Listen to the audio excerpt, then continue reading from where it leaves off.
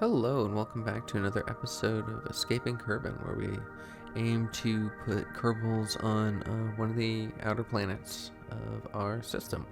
So today we're going to take a large step forward in that goal, and we are going to send a Kerbal flying by the Mun and hopefully bring them back in one piece. So, let's get started on this. So we're just going back into our usual save, the Legion Science Center, Space Agency. I typically call the Science Center whenever I do a science playthrough, but I typically don't like straying too far away from career mode because, I like the progression of I like the contracts giving you kind of goals to achieve. I like the progression of difficulty that comes from having to upgrade, the tracking station and the mission control room in order to get the patch conics. I like the struggle of flying by the seat of your pants in the beginning. Kerbals leveling up instead of just being 5-star Kerbals the whole time. And I get that for sandbox mode, but for science mode, it just feels a little too overpowered. So we play in career mode. So here we are, just setting up the science bay for the flyby attempt. This is hopefully going to yield us quite a bit of science. So we're just shoving in some batteries and some life support in there. We throw some solar panels on up at the top. Though this is still early game enough that we don't have any extendable solar panels, so we're just gonna have to deal with what we have. I throw these little lights on the side. I turn them red and make them blinking, and we are going to attach them to the action group for the descent module, so that way we can just easily see with our eyes that our descent stage is active and we should have nothing to fear. So here I am just creating the lifter. The center of lift was pretty high, or the center of mass was pretty low, so I had to throw on another set of fins in a strange formation, but it was enough to get us down. So here I am just going to test fly it real fast, see that it can indeed make it to orbit. I'm confident that our upper stage is enough for us to make our Munar injection burn, the burn to get us to it, and as well as the return capture burn for Kerbin. I'm pretty confident that the amount of fuel that I gave it and the engine that I have will be able to handle that. But it's the lifter that I need to be sure of. I really enjoy this mod, Crash, the Kerbal. I don't remember what it stands for, but basically the simulation mod, because losing Kerbals in this playthrough, we try to have some consequences for it.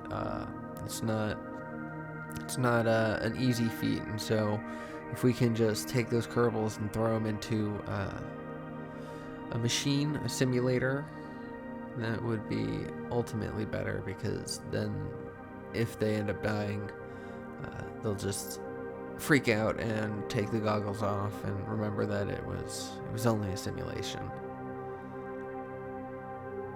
So here we are, side boosters are running out of fuel and will be done shortly.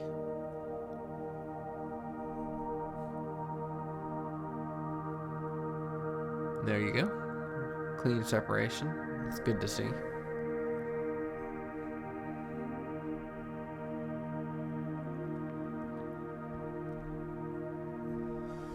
It's been nice to play in third-person view. I do miss the KSP POV series, but it's nice to see the rocket in its full glory.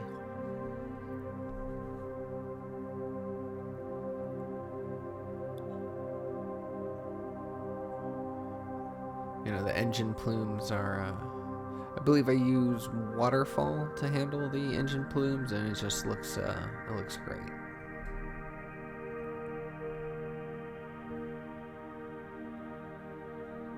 So we're now flying high, and we have the ability to do some science here, but I don't think that this pod is going to collect any science until it gets to the Mun.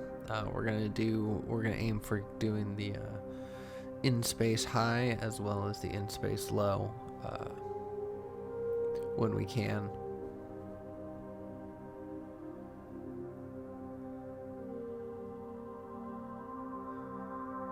So I'm having a pretty decent ascent profile. I'm turning over with relative ease.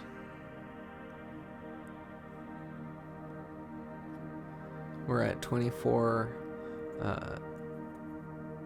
kilometers, and I'm tipped over a little bit too much for 24 kilometers, so I'm trying to rocket upwards just ever so slightly.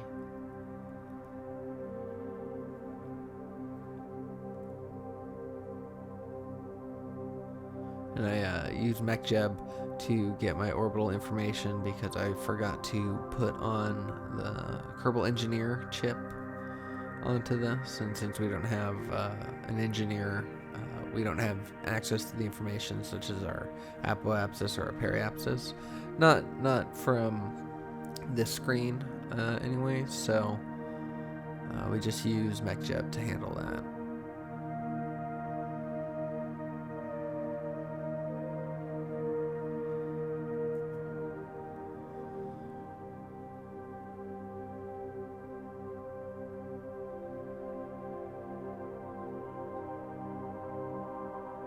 And as you can see here, I'm pointed downwards. We're only 24 kilometers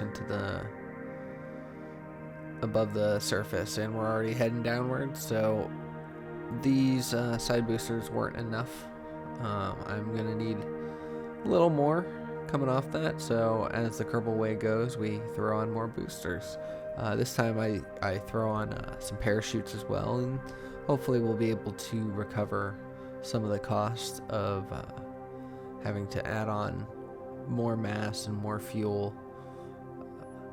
And we have the mod stage recovery, so as long as we have adequate parachutes strength, which we may, I'm not sure, we probably should have thrown on an extra one. I don't remember if I actually looked at the stage recovery on this mission, but regardless, we should have enough parachutes that the game will calculate that it will land safely or safely enough and give us our funds back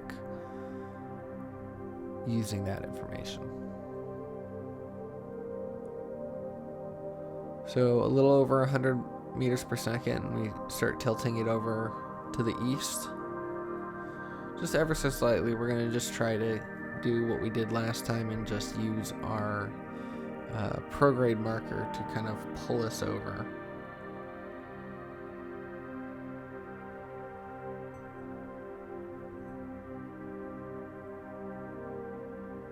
And the first stage side boosters are done. And since we used the asparagus staging, our rocket is now full once more.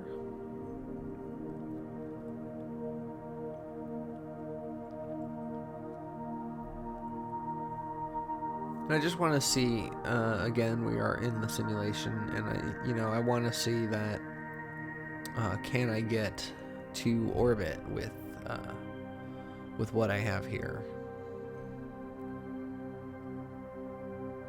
Because if we do this for real and we can't get ourselves to orbit, we're going to have to stage off all of our stages until we get to the final capsule to bring it safely back down, and that's going to be a lot of money lost. And we've been grinding to get contracts to to make as much money as possible, because we're going to have to start to do a couple missions that we won't have contracts for, so it'll be nothing but a loss, except for the fact that the mission will further our goal. But financially, it'll be a loss, and Kermans don't exactly like that. The Kerbals.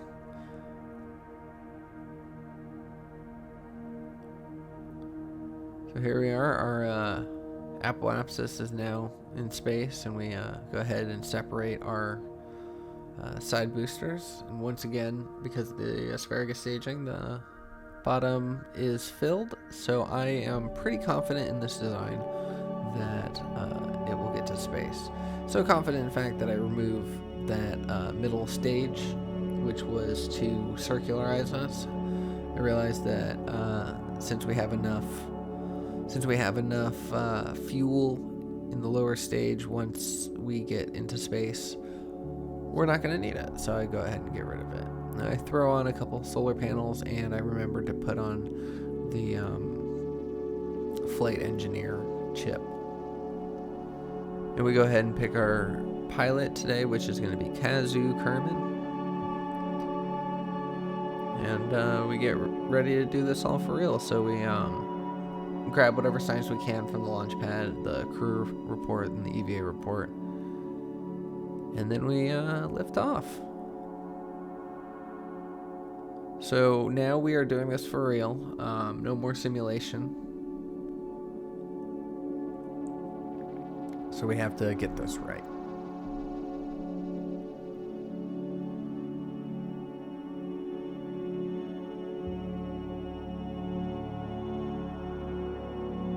I'm not sure why I was trying to click the heat shield there.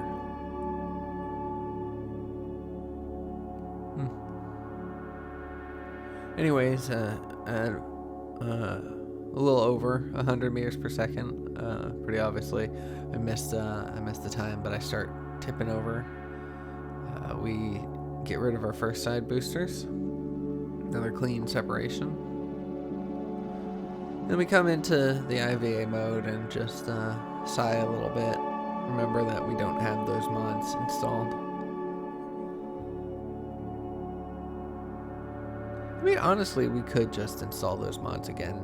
You know, we don't have to use them, but for those times when we decide to, or accidentally, go into IVA mode,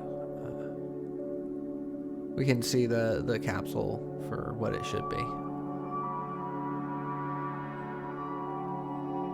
So we pitch over. We're coming close to 40 degrees.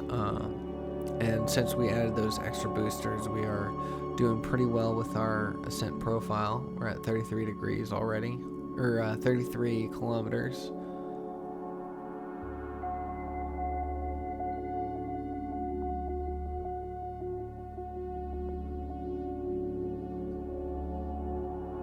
I just do a little bit of a roll for the separation of those side boosters.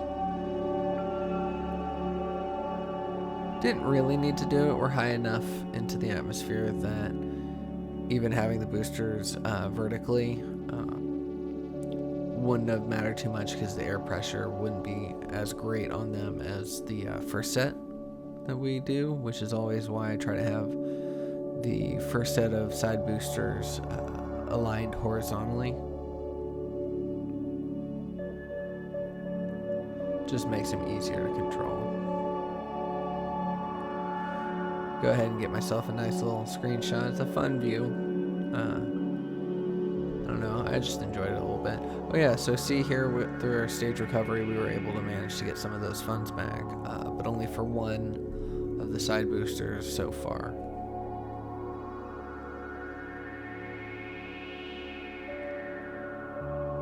We go ahead and fire. Yeah, once again, look at that plume. I wish I had gotten X Science out of the way, because it's quite pretty.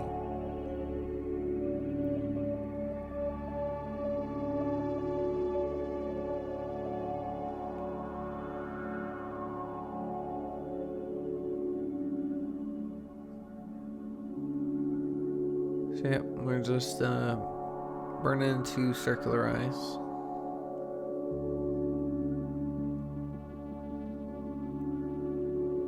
And in this series, we're going to try not to make too much space trash. We're trying to keep the Kessler syndrome down, as well as just the fact of our game having to calculate all of that space debris. It'd be nice to lessen the amount that my system has to work. But also, you know, it's the responsibility of the space agency to clean up after itself.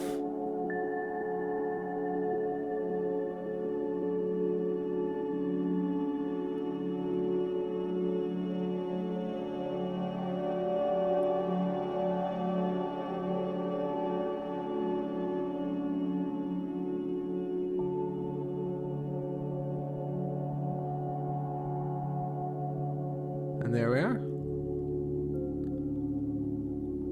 We are circularized.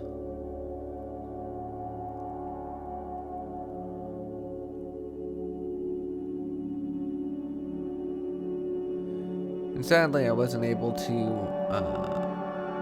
impact the moon with the lower stage on this one. I wanted to transfer over my fuel, but for some reason I wasn't able to. So sadly, even though I just made that big old statement about space trash, this is going to be our first piece. Because I think we've actually only really done suborbital flights before this. So every piece of our rocket has come crashing down onto the surface. This will be, I believe, our first piece. And it's just slightly below what we need, just a few meters per second less, and we would have been able to just have it smash into the mud. And I'm leaving this mostly unedited because this is still early enough in the series that I want to show kind of more of the process. I'm sure if you're familiar with my previous series or familiar with Kerbal Space Program in general, these early launches can get a little tedious after time, but since we haven't let it get to the point of tedium, we are just going to kind of show a few more of the missions until we start redoing a lot of the missions. So the next time we do a flyby to the mud, we'll probably cut some of the footage more. But for now, just, you know, keeping up with the rocket, just watching it as it goes. And there we go. We jettison the lower stage, and we accidentally burned for too long. And we're gonna have to just bring that right back down. It's a little bit of a waste of fuel, but we've got plenty to spare. So now we're going for circularization. I believe one of the contracts that we have calls for us to orbit the mud, not just do a flyby, but an actual orbit.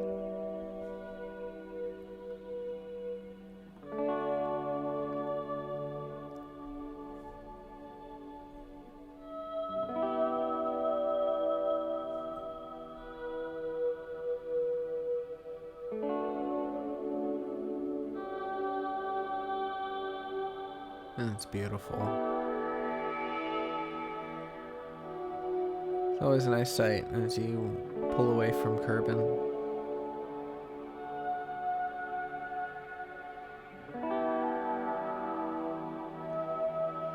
We just let the mud approach us. In space, it's all relative. We may as well not be moving at all.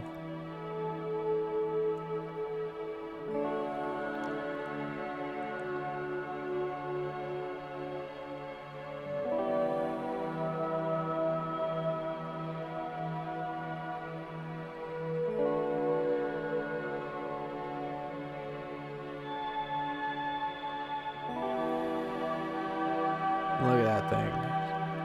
There's no parallax, but it still is very cool looking.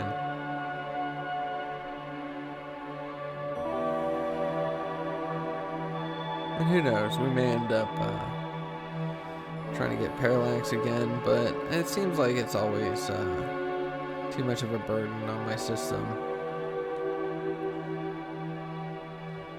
But I do miss that ground scatter. You can see it up here. It looks like there's a bunch of ground scatter, but once you get down to the surface, it's just a little barren. So I'd set up action groups with this, but for some reason I decided not to do it. I did all my experiments through X-Science. So now that we didn't technically orbit it, we didn't actually fully go all the way around it, but as far as the game is considered, we got into orbit. So we went ahead and planned our exit burn. We're going to be coming on home.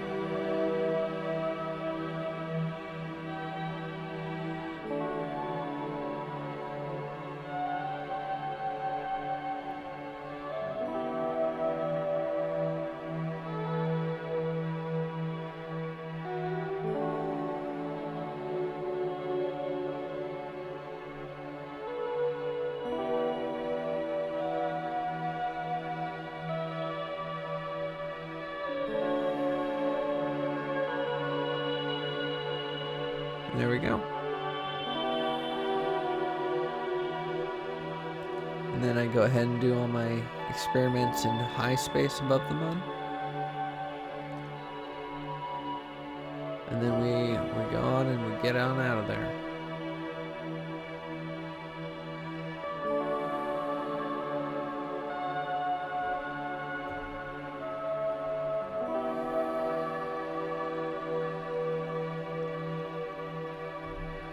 So we burn retrograde just enough to get ourselves another encounter with the Mun that will slingshot us down and give us a lower periapsis for a lot less delta V.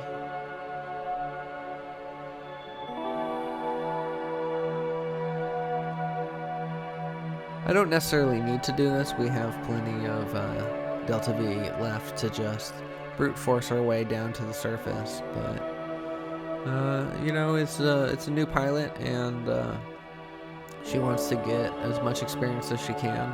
So we're gonna do a little flyby, another little flyby.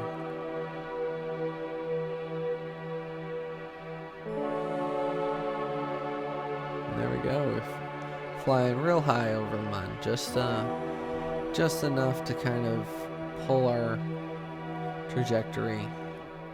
And as you see, we have a much lower periapsis. So I go ahead and I just bring the maneuver around again to see if I can get another free lowering of our orbit just by flying by the Mun one more time.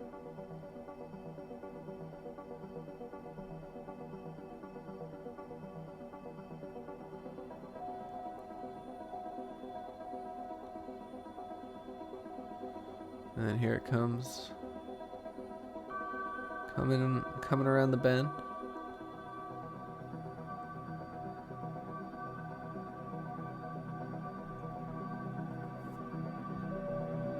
And I gotta be very careful. I don't want to time warp too much and miss our maneuver. There we go. Now I just plot in the Kerbin capture burn, and we are good to go. And put that into flight computer.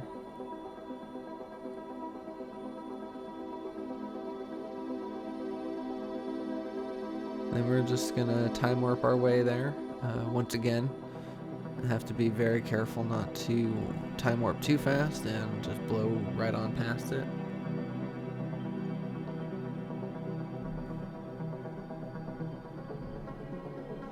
I lost electric control, so that made me worry that I might have lost some other resources, but no, we still have plenty of life support to last us. So that's good. It's just electrical, which isn't great. We do need that to control our craft on the way back in order to point ourselves or keep ourselves pointed retrograde.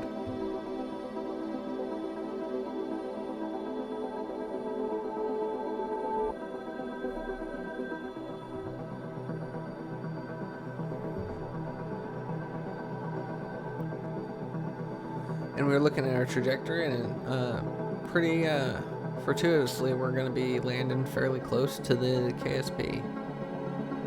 So it's nice. So we go ahead and get ourselves ready for our descent.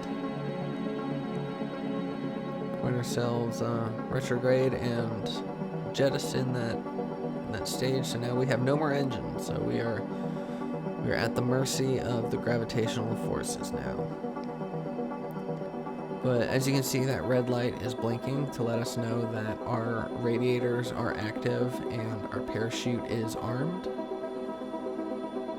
We are pointed retrograde, and we do have a little bit of electricity, as you can see. That's an orange light as opposed to a red light. So we do have a little bit of electricity to keep ourselves pointed retrograde. So all in all, this is looking pretty good.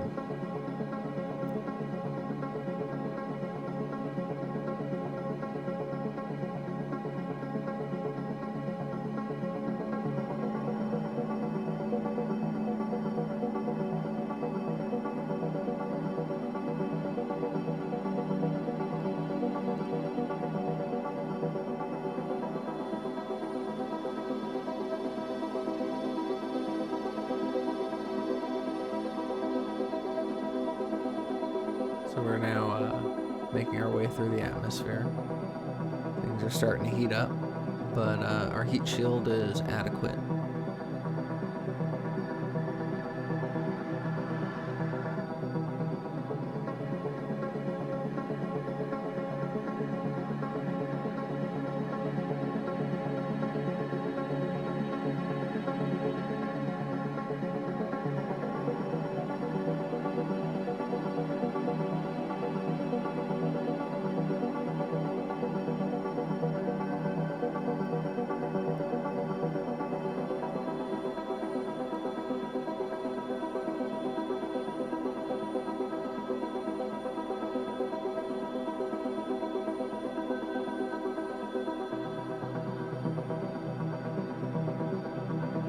There's not really much to say here.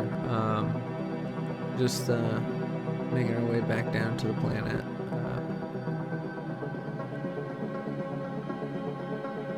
It's pretty standard as far as descents go. We got ourselves at a low apoapsis before we even came down. So we're actually going relatively slowly, and the heat will dissipate pretty much when we expect it to.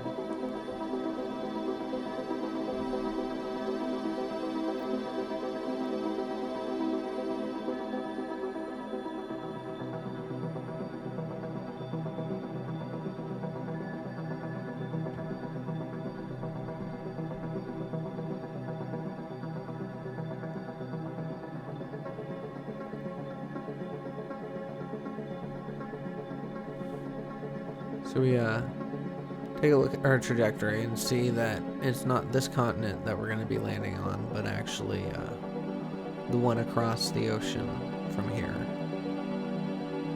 I believe we are over the desert, which would be to the west.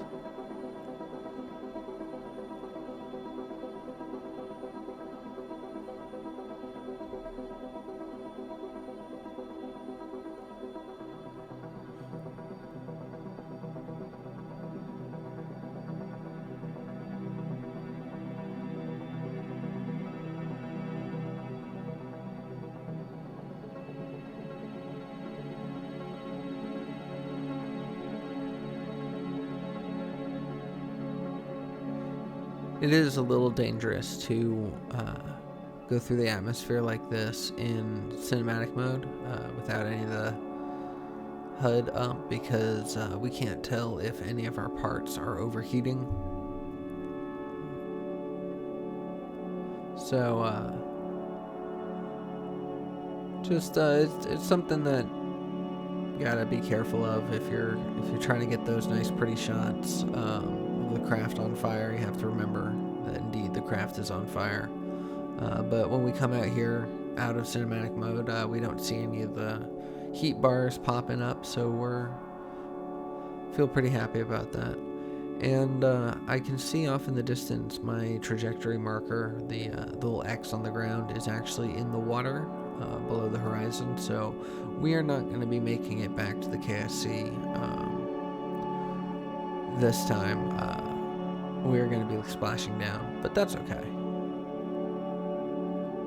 Oh, actually, come to think of it, that's the KSC right there to the left of us. We got the KSC and the island and the cove launch pad all there. So the people down are probably watching with their telescopes or with their eyes to see the heated reentry. So that's fun. Kazu Kerman, you're gonna make history with this flight.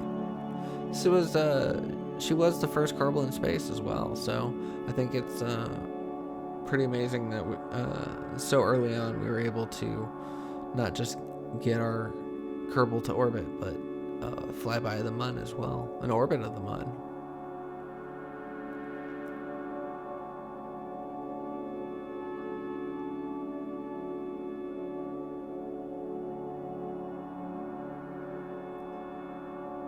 So yeah, so now we're in the 20,000 meter area, and our heat should be dissipating pretty soon. Usually around 21 kilometers. When I notice that it usually goes out. And so now it's just a matter of hoping that our parachute pops when it needs to. And there it goes. And then does it open in time? There it goes. So yeah, so it's going to bring us down at a calm pace, and we are going to splash down safely.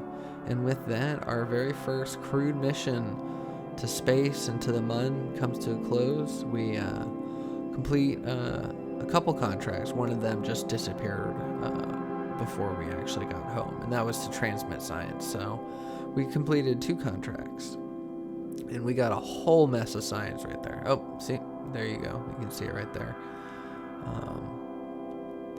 And so Kazu earns a whole bunch of ribbons for her first flight.